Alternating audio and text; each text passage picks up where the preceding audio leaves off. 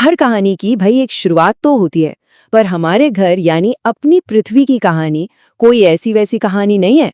ये धूल और आग से बनी एक ऐसी दास्तान है जो अरबों, जी हाँ, अरबों साल पुरानी है। तो चलिए इस जबरदस्त सफर को शुरू से शुरू करते हैं। जरा इस नंबर के बारे में सोचिए, 4.6 अरब साल।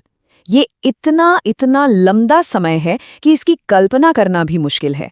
चलिए ऐसे समझते हैं, अगर पूरी इंसानियत का इतिहास बस एक दिन का हो तो पृथ्वी का बनना पूरे एक साल जैसा होगा। हम उस कहानी के बिल्कुल पहले दिन में वापस जा रहे हैं। तो फिर सबसे बड़ा सवाल यही उठता है कि आखिर ये हुआ कैसे? कैसे अंतरिक्ष में यूं ही तैरती मामूली धूल और गैस ने मिलकर एक ऐसे ग्रह को जन्म दिया जो आज जिंदगी से मतलब रौनक से भरपूर है। चलिए आज इसी गुत्थी को सुलझाते हैं। तो कहानी का पहला अध्याय वो शुरू होता है हमारे सौर मंडल के जन्म से। सोचिए, एक ऐसा समय जब ना तो कोई सूरज था, ना कोई ग्रह, कुछ भी नहीं, सिर्फ एक विशाल अंधेरा और ठंडा बादल था। इसे एक तरह से ब्रह्मांड की नर्सरी समझ सकते हैं। खरबों किलोमीटर में फैला हुआ धूल और गैस का एक बहुत ही ठंडा घना बादल, और यही वो कच्चा माल था जिससे हमारा पूरा का पूरा सौरमंडल बनने वाला था। और फिर कहानी में एंट्री होती है असली हीरो की, गुरुत्वाकर्षण यानी ग्रेविटी। उसने इस बादल के हर एक कण को अपनी तरफ खींचना शुरू कर दिया, जैसे कोई बहुत बड़ा अदृश्य हाथ सब कुछ बीच में इकट्ठा कर रहा हो। अच्छा, जैसे जैसे ये बादल सिकुड़ता गया ना, इसकी घूमने की रफ्तार तेज होती गई, बिल्कुल किसी आइस स्केटर की तरह जो हाथ सिकोड़ने पर तेजी से घूमने लगता है।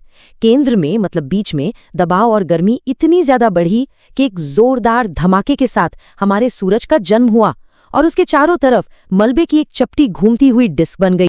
ठीक है, तो सूरज तो बन गया, लेकिन कहानी अभी खत्म कहाँ हुई थी। अब बारी थी उस मलबे की डिस्क से हमारे ग्रह यानी पृथ्वी के बनने की। तो ग्रहों के बनने की रेसिपी में समझिए ये 4 स्टेप्स हैं। पहले बादल सिकुड़ा, फिर गुरुत्वाकर्षण ने छोटे छोटे कणों को आपस में जोड़ा, और फिर शुरू हुआ टक्कर और जुड़ाव का एक बहुत ही लंबा और कह सकते हैं हिंसक दौर। इस प्रोसेस में जो सबसे पहली चीजें बनी उन्हें साइंटिस्ट प्लैनेटेसिमल या ग्रहाणु कहते हैं। इनको आप ग्रहों की शुरुआती ईंटें मान सकते हैं जिनसे आगे चलकर पूरी इमारत खड़ी होनी थी। हमारा शुरुआती सौरमंडल कोई शांत जगह नहीं थी, वो तो एक कॉस्मिक शूटिंग रेंज जैसा था। ये चट्टानी टुकड़े लाखों साल तक एक दूसरे से टकराते रहे, जुड़ते रहे और धीरे धीरे बड़े होते गए। हर टक्कर एक तरह का रचनात्मक विनाश थी। इन अनगिनत जबरदस्त टकरावों की गर्मी ने एक दहकते हुए आग के गोले को जन्म दिया, और यही थी हमारी शिशु पृथ्वी, लावा से ढकी हुई, उबलती हुई, आज के शांत नीले ग्रह से बिल्कुल ही अलग। एक तरह से कह सकते हैं ये धरती का नरक जैसा रूप था।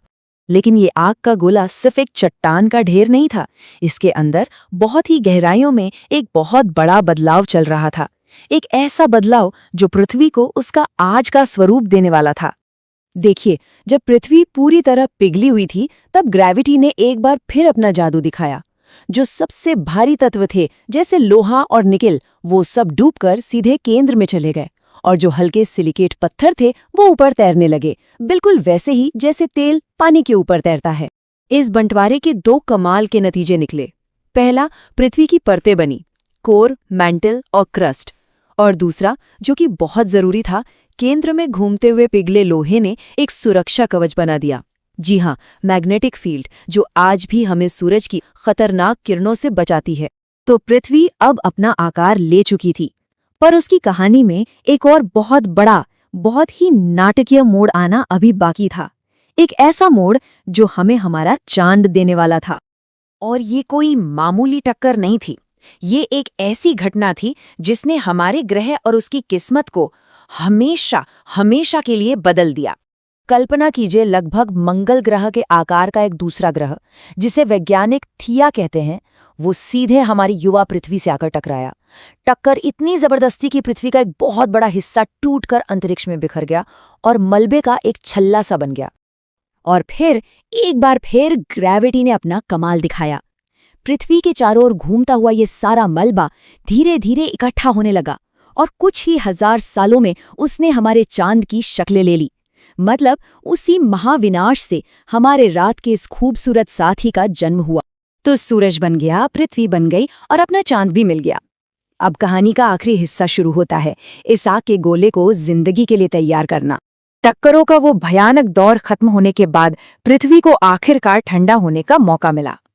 ये एक बहुत ही धीमी प्रक्रिया थी, जिसमें लाखों करोड़ों साल लग गए। धीरे धीरे उबलते हुए लावा की सतह सख्त होकर एक चट्टानी परत में बदलने लगी। जैसे ही धरती थोड़ी ठंडी हुई, ज्वालामुखियों से निकली गैसों ने हमारा पहला वायुमंडल बनाया। फिर हवा में मौजूद भाप ठंडी होकर बारिश में बदली, और ये बारिश हजारों साल तक होती रही, जब तक कि धरती पर विशाल महासागर नहीं बन गए। जिंदगी के लिए मंच अब पूरी तरह तैयार था।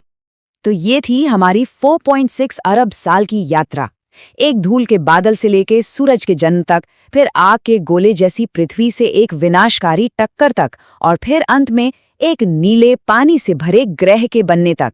क्या कमाल का सफर रहा है। इस असाधारण और बहुत ही लंबी यात्रा ने हमें हमारा घर दिया है। ये सोचना वाकई हैरान करता है कि जिस ग्रह को बनने में इतने अरबों साल लगें, उसकी कहानी का अगला अध्याय क्या होगा, और उस कहानी को लिखने में हमारी क्या भूमिका होगी। सोचने वाली बात है ना।